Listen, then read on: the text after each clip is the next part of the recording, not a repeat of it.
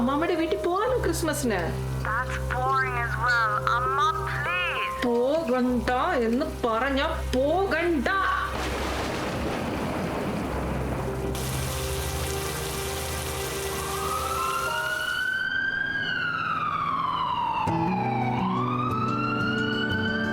ഓ, ഇങ്ങനെ ഇന്നത്തെ അംഗം കഴിഞ്ഞു.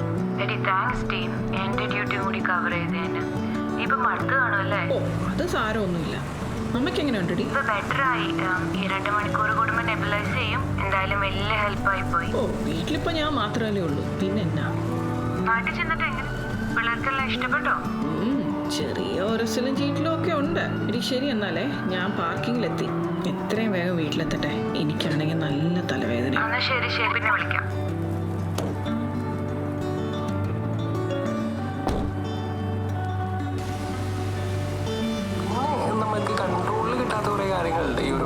ചേഞ്ചസ് ഇപ്പോൾ ലേഡീസിന് കേസ് ആണെന്നുണ്ടെങ്കിൽ ഈ പീരിയഡ്സ് ഒക്കെയുള്ള ടൈമിൽ അവർക്ക് വരുന്ന മൂഡ് ചേഞ്ച്, പ്രഗ്നൻസി പീരിയഡിലുള്ള പ്രശ്നങ്ങൾ.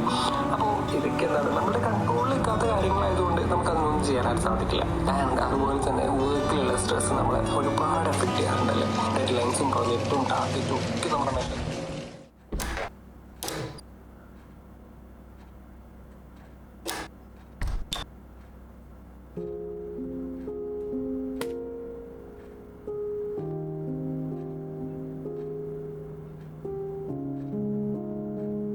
Well, he didn't mince his words there, did he? And in a matter of hours, nurses are going to walk off the job. They are fed up with pay and work conditions. And Jess is a nurse at Blacktown Hospital in Sydney and joins us. Jess, thanks for your time. Can you just give us a sense of what you deal with on a daily basis? Thanks for having me here today.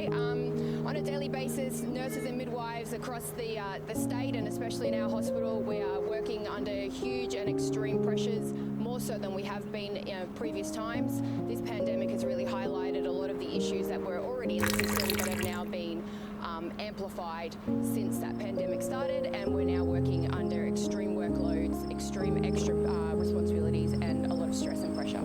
Yeah, look, let's break that down to the two elements. You've got on one hand the better staff-patient ratios, which you'll get to in a moment. Then you've also got, a pay rise, which you're asking. I know that nurses have refused the government's offer of a 3% raise. What do you believe is a fair amount? Look, I'm not...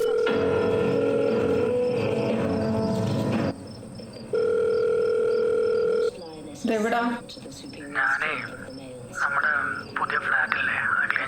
ഓ, കൂടെ സിൽബന്ധികളും കാണും. എപ്പോ തുടങ്ങി ഈ cleaning?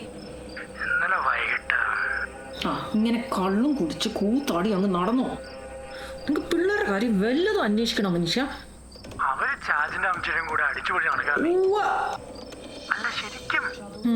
മതി കൂട്ടുകാരുടെ കൂടെ കൂടിയത്. പിള്ളേരെ ഇട്ടിച്ച് നീ ഇങ്ങനെ കറങ്ങേണ്ട ഒരാവശ്യമില്ല. എന്നാ എന്റെ വീട്ടിലോട്ട് നീ? ശരി എന്നാ.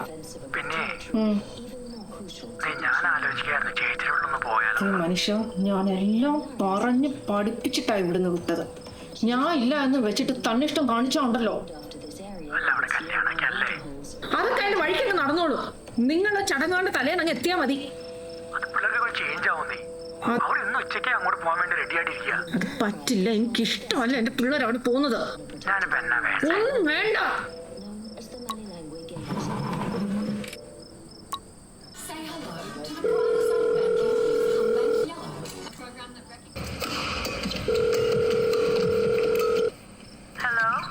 ഞാൻ എന്തിനാ നിങ്ങൾ നാട്ടിലോട്ട് വിട്ടെ?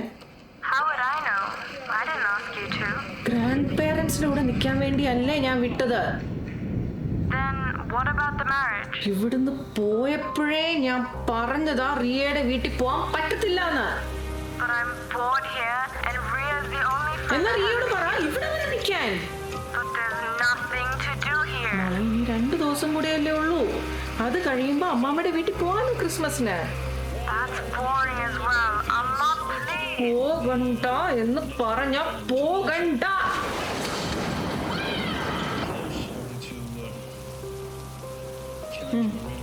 ശരി എന്നാ, ഫോൺ വെച്ചോ, ഞാൻ പിന്നെ വിളിക്കാം.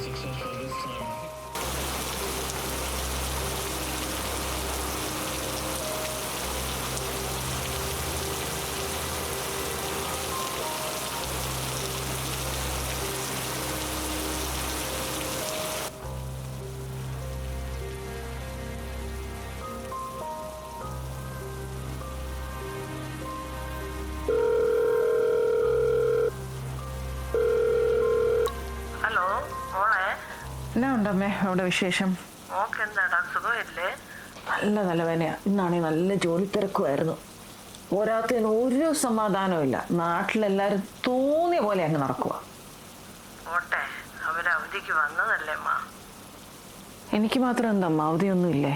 ഞാനൊരു 100 വട്ടം പറഞ്ഞതാ ഇപ്പം കല്യാണം വെക്കരുത്, എനിക്ക് വരാൻ പറ്റത്തില്ല. ആരെങ്കിലും കേട്ടോ അമ്മ? ഞാൻ തലതൊട്ട കൊച്ചല്ലേ അവൾ, അതെങ്കിലും അവർക്കൊന്ന് ഓർക്കണ്ടായിരുന്നോ? അതൊന്നുമല്ല നാത്തൂനി, കല്യാണക്കാരും പോലും മര്യാദയ്ക്കൊന്ന് ഞങ്ങളോട് സംസാരിച്ചിട്ടില്ല. അമ്മയ്ക്കറിയാലോ ചേട്ടനെ ഞങ്ങൾ എന്തുമാത്രം സഹായിച്ചതാന്ന്. എന്നിട്ട് ചേട്ടൻ പച്ച പിടിച്ചപ്പോൾ ഞങ്ങൾ അത്രയ്ക്ക് അങ്ങ് പോരാ. പിള്ളേര് അവിടെ അമ്മയുടെ വീട്ടിൽ തന്നെ വരും. കല്യാണ തലേന്ന് മാത്രമേ അവരങ്ങോട്ട് പോകത്തുള്ളൂ. ക്രിസ്മസിന് അമ്മയുടെ കൂടെ തന്നെ ആയിരിക്കും അവർ.